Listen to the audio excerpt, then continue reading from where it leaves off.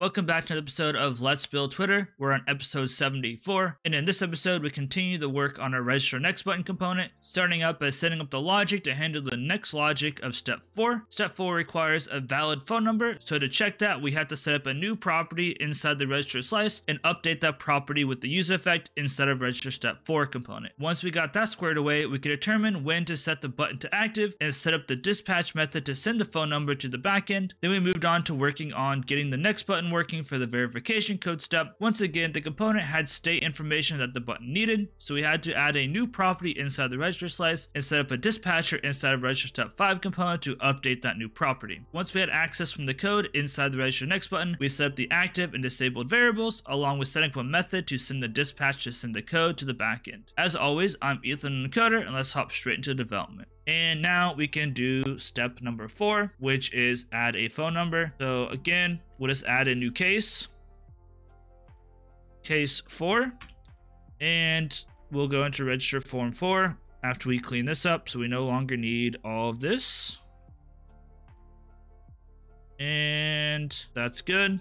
Register form 4. Okay, so this one, we have phone number, we have this, and I think we do have like a set valid, and all it's gonna do is, let's see, update user phone, set phone number. This basically does the same thing, right? No, well, this one stays because this is just changing. The send phone number is one that actually sends to the backend and the use effect and stuff. So let's go ahead and just grab the style next button and bring it over.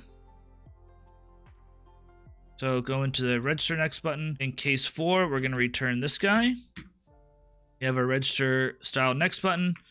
So let's see. And I'm going to do this real quick just to make it look a little bit better.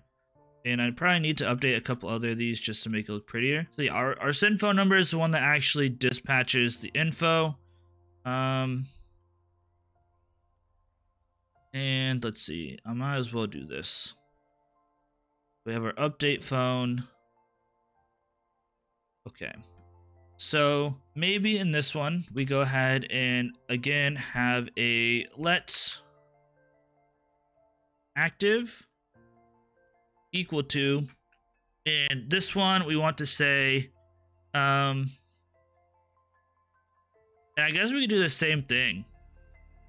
We can go ahead and just be like, okay, phone number, it'd be state dot phone number. Oopsies.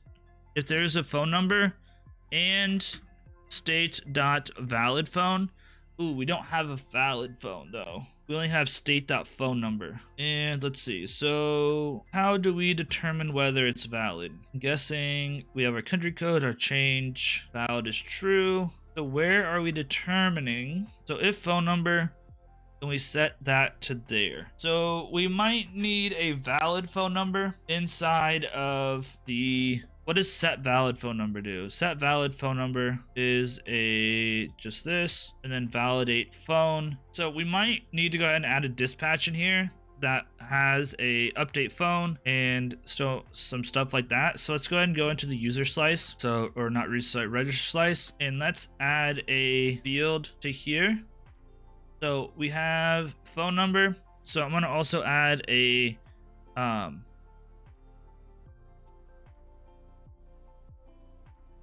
number valid, and I'll add false to start out. And I need to add this also to up here.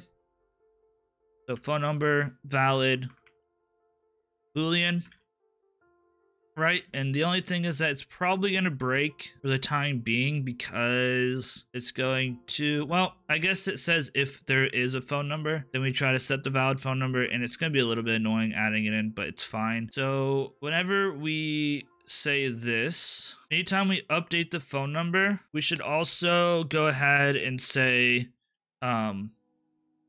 dispatch. We need to set up the dispatcher first, or the thing first. So let's go down here and go into our slice, our reducers, and let's see, I guess we could just call update register and pass in the name and value. So we can say, if I can go to the right one, we can just say whenever we're here, we can dispatch, and whenever we dispatch, we'll go ahead and dispatch and update register. And we'll go ahead and say this, and we'll say name will be equal to phone number valid. And the value will be this validate phone and then phone number. So anytime it changes, we'll dispatch that, and then we should be able to see that in here. So state dot phone number valid. So if there's a phone number and the phone number is valid, then we want to return true. This needs to be a question mark. True, otherwise false. And then what we could say is not active. And what's your problem? Cannot declare active. Yes, like, oh, shoot. We'll say step 1 active, and here we'll say step 2 active, and we'll say we don't need this, and we'll say step 1 active here, step 1 active here, then here we'll say step 2 active, not step 2 active. This one will be that, okay. And then the final thing is we need a dispatcher for the sending the phone number. So we'll go ahead and say const send phone number, and this doesn't need to take anything because we're just dispatching stuff. And so this is going to dispatch, and I don't remember what this is called, so we'll go to register form 4. I think we can close out of this now. I think we can. In register form 4, it just dispatches update user phone, and we should have the phone number and everything like that. So go ahead and do this. Oops, this, and this will be state dot phone number. We should have that, and we need to import update user phone, and we should be able to dispatch that, send the phone number in here, and that should be good. So now I don't know if this is going to work or not, but cool, it reset everything. You love to see it. So let me go ahead and remove this user. Give me a sec. Now the user should be gone. Now I can use the email again. I just didn't want to get a new temp email. So we'll say unknown encoder. And the email will be the same random email. We'll just do a random date. Okay. Sign up. Let me check the database to see if it in fact signed us up. Awesome. And then we need a phone number. So 555 555 1234. Okay, it looks valid. This looks good. And let's see if it takes to the next page and updates the phone number. Okay, so it did send us to the next page, and it did update the phone number, and we did receive a verification code. So all of that worked the way it should. So that's cool. Now we need to fix the next button. We can close out of register form 4. Let's go ahead and delete some of this stuff so we don't need this. Change code, that's fine, I suppose. We probably shouldn't console.log anymore. We shouldn't console.log anymore. If phone number, we can set all this, that's fine. And let's see. I think that's fine. I think everything looks good there. We don't need, we'll keep valid phone. We don't technically need it. We could have just used the other one, but I'll keep it for now. And we don't need this anymore. So this one's good to go, and we probably got to do all the registering again. That's fine. So next one is the code, and verify is the only thing that we do, I think, right? So verify is what we call, okay, and this one may be an issue because it needs to be true or false whether we have a code. The code isn't necessarily something that we should be storing, I don't think, inside the user or inside the register store. We can if we have to. I suppose it's probably not the best idea, but I guess we could probably do that. It shouldn't be that big of an issue. And the code is a number, I'm guessing. Code's a string, Okay, so I guess that's what we'll do is we'll go ahead and, not my favorite idea, but whenever you have it kind of set up the way I do, it's just gonna be what it is. And again, we might go back through and redo this all, but back inside our register slice, we can literally just use our update. We'll go ahead and we have verified code already. We'll go ahead and add code here. Code, and it's a string, and we'll add it here. This isn't necessarily what I wanted to do, but code empty. Save. And what we'll go ahead and do is whenever we register form 5, whenever we change the value on here, and we probably want this to be different technically, but we can still say handle change. But what we'll do now is instead of saying set code, I guess we could keep that just in case, but we'll dispatch, and we'll dispatch and update register, and we'll say that the name is going to be code, and the value is going to be it can't be code, it has to be e.target.value, I think, because otherwise it's going to be behind, and that's no fun. So we'll go ahead and update the code. That way we can check the code for the style next button, get rid of all this stuff that we don't necessarily need, go back to our register next button, and we'll go ahead and add a case 5. And inside the case 5, we'll go ahead and return this one. And I'll do all this again just to make it look pretty. And this. And on click verify, we'll make, and next. Okay. There we go. So we'll say here, whoops, not where I wanted it. Needs to go outside this. So here we'll say let step, this should be step 4 active, not step 2. Let me fix that. Step 4 active and step 4 active. So this should be step 5 active.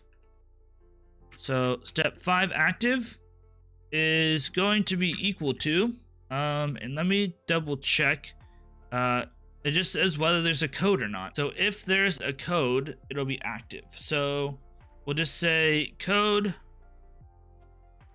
question mark true or false. And this should be state.code. So if there is a code there, we'll say not step 5 active. And this one will be step 5 active.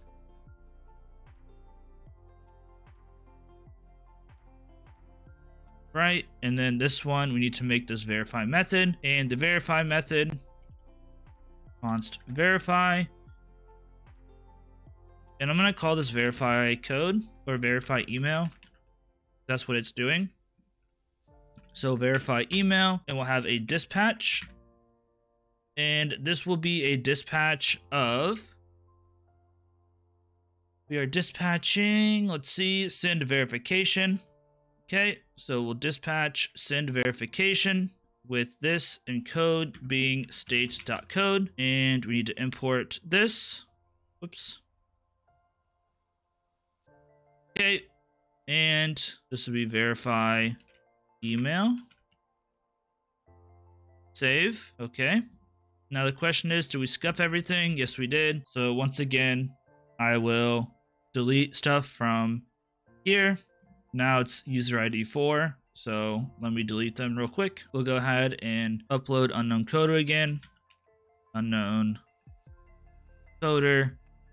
The email is this. We'll just put a random month, year.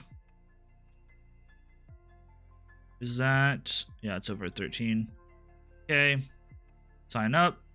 Okay, 1 2 3 1 2 3 1 2 3 4. Okay, and update number.